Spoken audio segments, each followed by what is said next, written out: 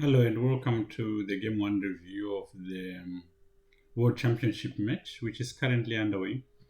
I actually have been using the Chessable reviews for the World Championship match because they're more exercise and fun to follow.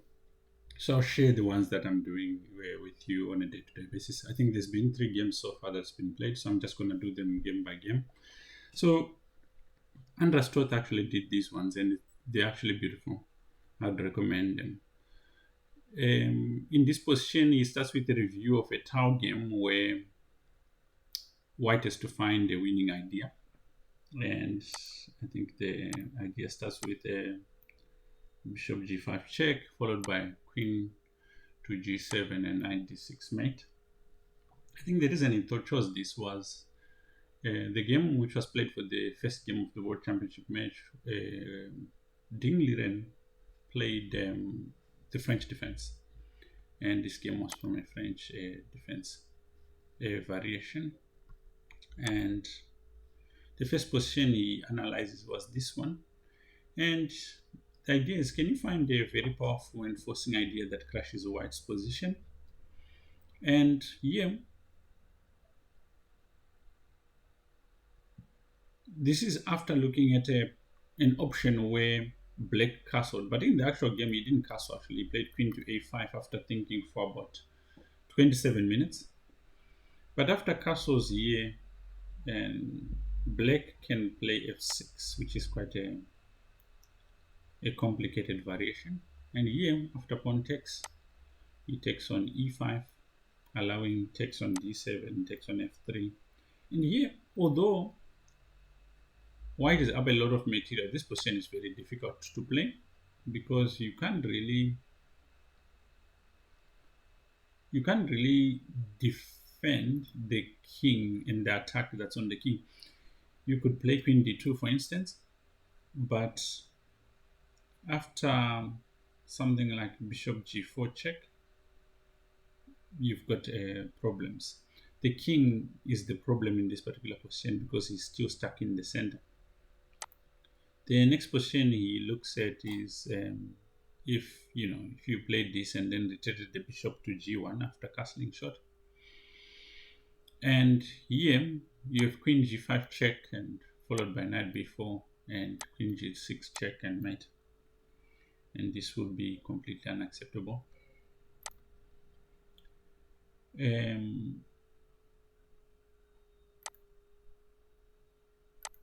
The other position was they were looking at this possibility if instead of playing, was it Queen c2? Oh, yeah. Instead of Queen c2, if he had played Bishop c5 instead, giving it a fighting chance for black, for white, that is. You can't take on h7 because of mate here. But here, black has this move, Queen d4 check, and then takes on h7, and if you go back, they just comes back, and still Black maintains a winning position, but at least this would have offered chances of resistance for White. And then at the end, he gives a review of the whole game, which I would recommend to look at. And here was the first time that Ding took a deep thought, and in return, Gukesh thought for about 15 minutes and then played g4.